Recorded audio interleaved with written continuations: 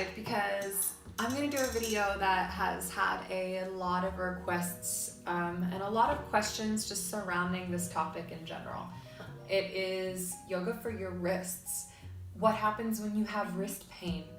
What is wrist pain? Why is this happening to me? And things that you can do to help release that wrist pain and work on before your practice, in between your practices, and just kind of a general, actually fairly detailed overview of the wrists. So more specifically, weight bearing on your wrists. It's important to know the anatomy, the physiology, and the kinesiology of these joints before we learn more, what's happening as a whole. Because it is important to know what's going on in your body so that you can better understand how to use it and better understand what is going on. So first things first, your wrist, okay?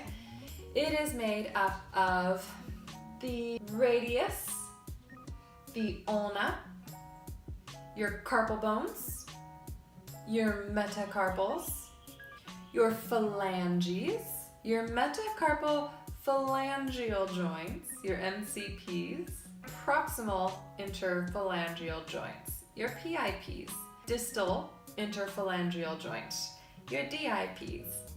So all of these bones and the joints that they make up when they connect, they are responsible for the movement, the strength, and the flexibility when coupled with the ligaments, connective tissue, the nerves, the tendons, blood vessels. So all of that makes up your joint.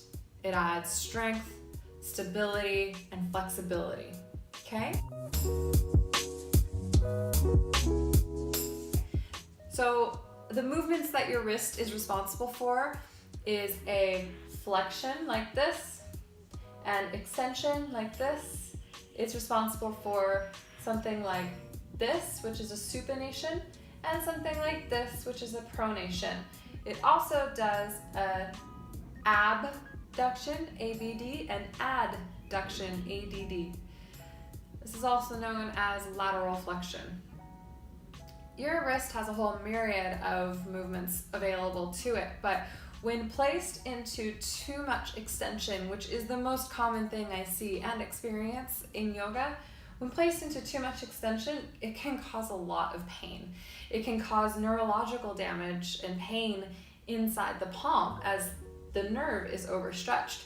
It can cause compression joints or compression injuries if we're not bearing and loading the weight properly into our hand. Weight bearing on wrists can create pain or flare up old injuries if we aren't, if we are misaligned in certain poses. And the poses that, I guess we should go through, like the poses that are most, that I commonly see that are associated with, aggravating wrist pain or creating wrist pain. One of the most common ones is a chaturanga, the push-up position. It's taught so much in yoga, but it's not in a beginner's pose. It's quite advanced, and you have to be fairly strong and practiced to do this pose safely and correctly. Remember how I said that the extension was like the most common thing that creates like a wrist pain? Well, when you're going down into a chaturanga, you're going into an extension. So if you're too far forward, you're really shoving your wrist into a hyperextended position. Or if you are putting too much pressure, I see a lot of pressure that gets placed just right here. We kind of will roll onto the outsides of our hands or roll onto the insides. I see a lot on the outsides, but if we roll onto the outside and put all of our weight bearing down into that one spot, the carpal bones, like you saw before, are tiny little bones. They're little babies. Like, they can't hold that much weight. They're going to get injured. We're going to hurt ourselves. So it's important to remember that chaturanga is a really advanced pose. And if you're not putting your hands down properly, if you're not loading the weight down properly, then you're going to get injured and it's gonna suck. Why is it gonna suck? Because you're gonna have to take time off yoga, and no one really wants to do that. We like building consistency. Am I right?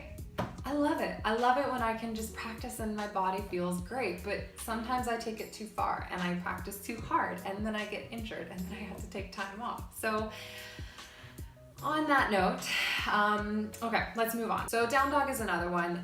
Not as much unless you're putting the weight on this part of your hand. Actually, the weight should be a lot right here. This is where I focus all of my attention when I'm pushing my hand down onto the floor. And this is because it's moving the line, the kinesthetic line, all the way up your arm. So if you're pushing from your wrist, you're gonna just shove your arm into a extension, hyperextension, and it's just gonna kind of stop there. If you're pushing into the forehand, then you're pushing all of that energy and it's moving all of the energy up into your shoulders, up your back to your hips, which is exactly what you want. So one really great way to practice being able to push into this area is this little technique I have learned. So you put your hands together like this, you put your fingers together like this, okay? So we are pancaking our fingers and our palms together. So what I'm going to do is I'm going to push my fingertips together, but I'm also going to push this part of my hand together, okay? I'm going to push this part of my hand together. What will end up happening if you do this enough and correctly is your fingertips will start to open like that, okay? This is what you want to feel on the ground. So when I was having a lot of wrist pain, I learned this trick, and it took me a while to be able to, really correctly be able to push into the correct spots. It took me a while, but then I practiced it more and more and more, and it really strengthened my practice, and it helped with my wrist pain a lot. It teaches you where the pressure is supposed to be. If this is where my pressure is supposed to be, and I can feel this, right? Then I can put my hands down on the ground, and I can do that exact same thing. I've practiced here, and I've created a muscle memory so that when it counts, when I'm doing a crow or a downward dog, any arm balances, hell, even a forward fold with your hands on the floor and you step back into a plank, you still need to have that correct pressure into your hands on the floor. It really matters. Okay, moving on. Plank, I said it. So when you step back and you are into a plank, same thing. It's the same positioning of a downward facing dog. I haven't even gone into what's happening in the shoulder, but today we're just focusing on the wrists. Making sure that when you're in a chaturanga or when you're in a push-up position, you are pressing into the floor like this, okay? All four corners. Do not put all your weight right here. If you lift your hand off of the ground, you need to put your knees on the ground. And that's okay. That's gonna work your core as well. But if you compromise, if you try to be a badass, which you are already, you don't need to be able to do a plank to be a badass, then you're gonna compromise your wrists. You're gonna get injured. And then you're gonna have to take a break. So,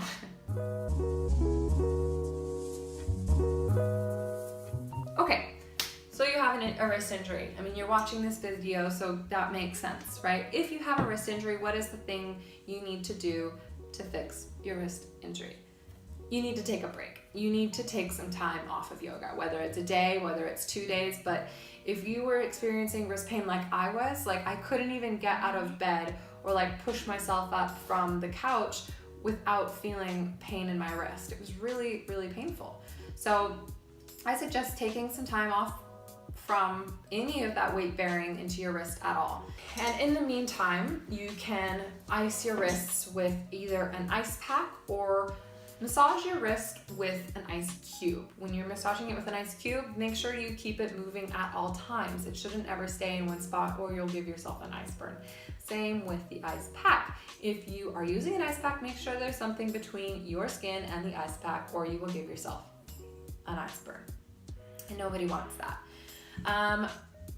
If you are in the position of being able to get massage therapy, working on your arms is a really great way, all the way up and all the way up into the shoulders, is a really great way to help release wrist pain. Tiger Balm is also really effective. I found it really effective to decrease the time that it takes to heal. It increases the healing time, okay? So it helps a lot, Tiger Balm. It increases blood flow, it really relaxes the muscle, and when you bring in the blood flow to this area, like our joints, cartilage, ligaments, they don't have a lot of blood flow, very little. Muscles, they have a lot of blood flow, but our joints, they don't. So when we use Tiger Balm, it brings fresh blood to the area. So that blood has things called macrophages and all of these really great little things that are in your bloodstream that help heal. Like literally, they are the warriors that swim through your bloodstream and heal. It just like are the construction little mine workers that like fix all the shit. So Tiger Balm. Ice also helps that same way. What it does is it creates a vasoconstriction of your blood vessels at first, but then when you take the ice, which decreases any inflammation that's happening in the joint, which if you have wrist pain, you have inflammation. So when you put the ice on, it's going to decrease the inflammation. Then when you take the ice off, what's gonna happen is a really quick vasodilation, like a fire hose. When you open up a fire hose and the water just blasts through, the same thing happens. You open up the blood vessels and fresh blood just blasts through, and it kind of acts as a pressure hose system, and it can be very detoxifying. It can really flush things out. Another thing that you can do, just being mindful of your biomechanics. So if you're working at a computer, making sure that your wrists are always neutral. So making sure your wrists stay in this position. I'm not talking about up here or down here, just this level, okay? A very neutral position. So I shouldn't be like this typing or like this typing, that would be awkward. But just a very neutral position. Laptops can be tricky like that because often we'll put them on our laps and then we'll compromise our wrists and we're typing like this, and then all of a sudden we have to stretch it out. Okay. If you're nursing or holding babies, if you work in a nursery, these are all things to be mindful of. They're gonna cause like a repetitive strain injury, and it can be quite painful. So use ice and keep moving all of the time. And just be mindful of a relaxed position. So you're kind of ready to get back to it, but it's been a while, so you know you need to warm up. And you'd like some tools to use when you kind of start feeling your wrists are acting up again, or to prevent any injury from reoccurring, right? So I have the perfect routine for you. Sit in a comfortable position, crisscross, easy pose, on a block or a pillow, and just arrive nice and relaxed. The rest of your body nice and relaxed. Put your palms out in front of you, thumbs in, fingers around your thumb, and rotate in circles one way. 3, 4, 5. Let's go the other way, switch ways. Feeling and hearing all of the little cricks and cracks inside your wrist joints. Feel the difference between the left and the right. If you find a really yummy spot where you're like, whoa, that is so tight, just stay there for a second and breathe into it, and then continue on moving. This is stretching your adductor pollicis and your extensor pollicis muscle. Very important for your wrist joint. Now grab the back of your right hand with your left hand and push your wrist forward and down. Nice quick stretch, switch sides, forward and down. Pulling your hands back. Now switch ways, do an extension, straighten your arm and pull your fingers towards your face. Your wrist should be at the same line as your shoulder. Switch sides, left hand, pulling it back towards your face. Right hand extension again, pushing the heel of your hand forward, straightening your elbow as much as you can. Switch sides. Make sure you have your thumb pulling back as well, all fingers. Shake out your wrists and just breathe. Relax your fingers, shake them out. Okay, next we're gonna come into a yogi squat. Okay, feet are wide, toes pointing out. Remove any jewelry and place your wrists behind your knees.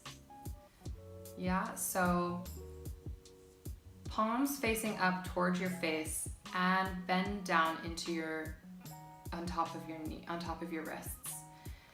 Squeeze your fists together and release them. Squeeze them and straighten them out. We're distracting, pulling apart, in other words, your wrist joint. It feels really good for your wrists. They absolutely love it because it allows space, opens it up. It can be a very crammed, tight joint. You can place your thumbs inside the balls of your hands again, squeeze, and open up, palms flat. Squeeze into a ball with your hands, thumbs in, and then stretch your hands out. All right, lift your hips and walk your hands a little bit closer together. So now it's about the first thirds of your forearm is between your calf and your hamstring, and do the same thing. So do an extension and flexion of your hand, of your wrists. Bring your hands into a little ball and bring your hands flat out. It's going to be hard because we are pushing down on the flexors and the extensor muscles of your forearms. But working against this pressure, this tension, is very good for you. You can play around, see what increases the intensity, what decreases it. Work with what you feel. Notice the difference between the left and the right.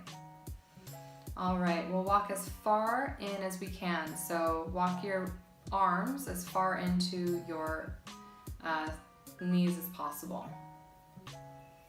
So again, let's do one wrist at a time.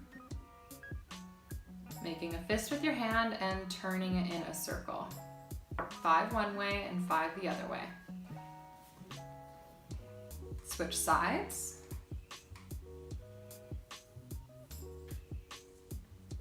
It can be intense. You'll feel a real fatigue happening in your forearms. This is good. This means you are both activating and stretching your muscles. Push the backs of your hands together to stretch into a flexion. All right, release your hands and shake them out.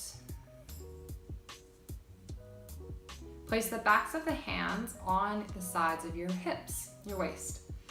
Place the outside of your arms on the inside of your knee, like so. Now, try to press your arms together with your knees. Try to bring your elbows together. Good. Stretching into your shoulders. Breathing deep.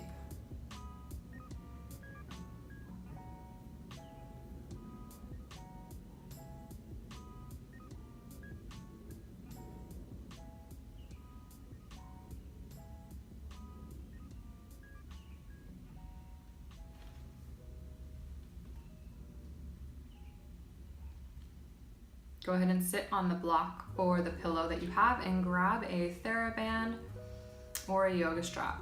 And let's do some around the world. So bring your arms behind you and down. Feel your pecs stretching, your GH joint stretching, all the rotators in your shoulders. Inhale up, exhale down. Inhale up, exhale down. Always breathing. Keep going, warming it up. After you've done it a few times, you can straighten your arms and stay in the spot that is the most intense, breathing into that space.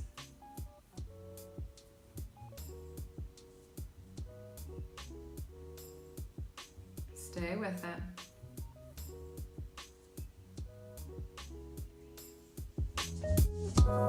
Roll your neck a couple times and begin again. Inhale up, exhale back.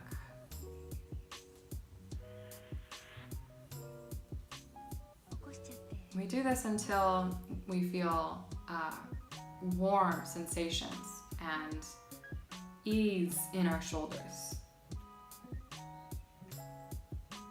Okay. Now we're gonna do the same thing, but in reverse. So bask your hands on your waist and press your shoulders down and your elbows together. You'll notice how much farther you can get this time than you could the first time. Keep breathing.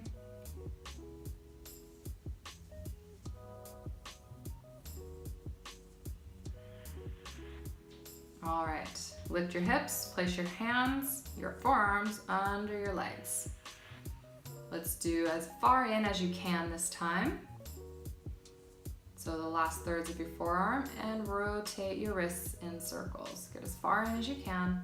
Squeeze your forearm with your leg and rotate your hand, making a fist with your hand and making circles with your fist. Do 5 one way and 5 the other way.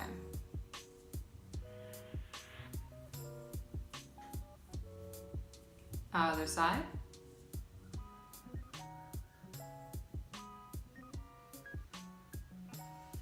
If your legs are getting tired actually from sitting in the squat, I urge you to just stay in it. Stay in it as much and as best as you can. But if you really need a break, just put your bum down on a tall block or pillow just to relieve some stress out of the front of your legs. Keep going, do some flexion and extension of your hands. See how it feels to press your hands together and then stretch them. You are massaging your forearms right now, releasing the muscles of the flexors and the extensors. All of the muscles that come from the common extensor tendon, the common flexor tendon, these muscles create the muscles that branch off of these tendons all span down and intrinsically attach into many different parts in your wrist and your hand and your fingers. They can get really, really tight. We use our hands all day, every day. So what we're doing is we're squeezing them together, but we're also creating movement in them. So it's like a frictioning that's happening with the muscles. It's really, really good for it. It's going to unvelcro all of the tight adhesions that have built up over time. These adhesions can compress nerves. They can decrease blood flow. They can have such a shortening to the muscle that it pulls on the joint, which causes joint pain when you go into a stretched position. So once you've done the same thing to your forearms and your wrists that we did the first time, you can go ahead and release it, but there's no rush here.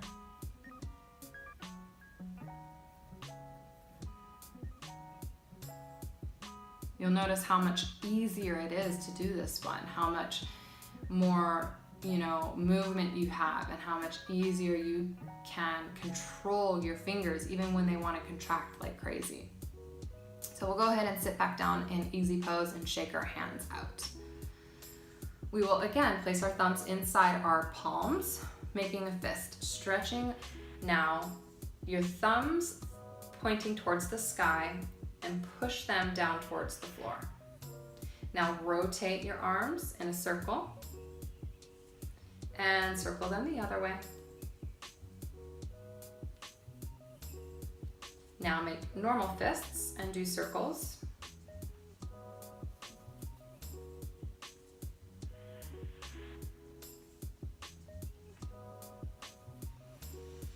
Now walk your left hand down and over to the left. Really stretch your arm down and then bring your right ear to your right shoulder.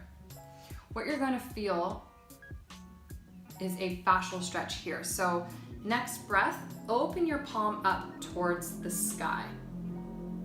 Bring your pinky finger about I'd say 3 to 4 inches up off of the floor, and still stretch your right ear to your right shoulder.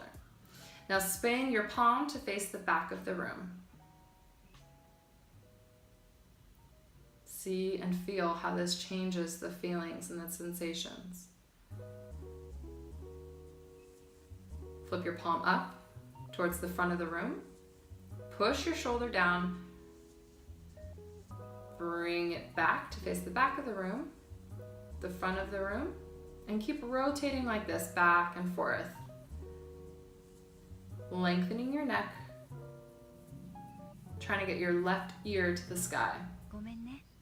Rotating your hand. Good, inhale, come back to the other side, walk your right arm down, hand over to the right, left ear to your left shoulder. Big inhale and exhale. Lift your hand off of the ground and spin your palm to face the back of the room. Push your shoulder down. Try to lift your right ear to the sky. Rotate your hand to face the front of the room.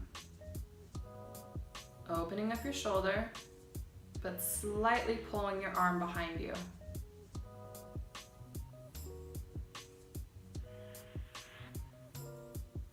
Rotate it to face the back of the room. Pushing the shoulder down, lengthening your neck. Feel the fascial pull all the way down your arm. It's very intense. Just breathe into it.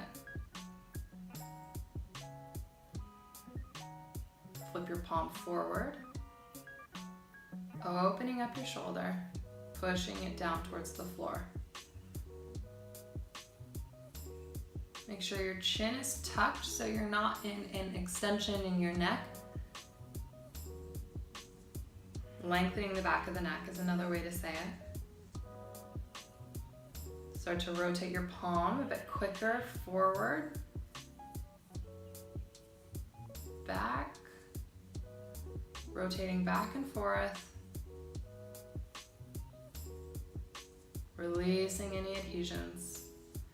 This time in your neck, through your brachial plexus, anterior shoulder, biceps, pec major and minor, scalenes,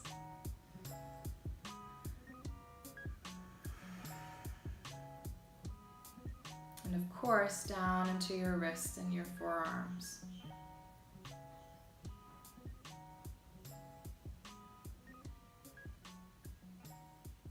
Good, come back to center. Place your hands on your knees and just feel. So you guys, that is an amazing routine that you can do before your practice, between your practices. And if you want to chop them up and use bits and pieces all around, whatever one you felt or whichever ones you felt were really great for you, go ahead and mishmash them up and personalize them for you.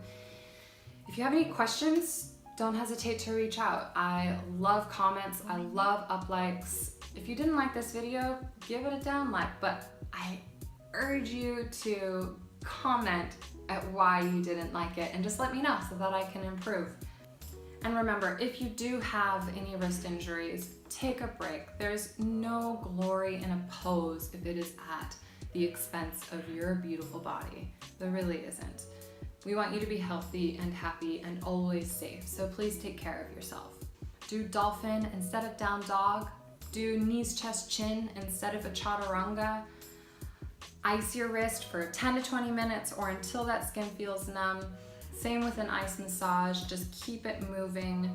do some massage therapy, use some Tiger Balm. Make sure that you're always keeping correct biomechanics when you're working on a computer, when you're using your phone, when you are doing anything where you're holding your hand in the same position for a long period of time. And when you do start getting back into yoga, make sure that you have the correct alignment. So in these kinds of positions, make sure that your fingers are always spread very wide.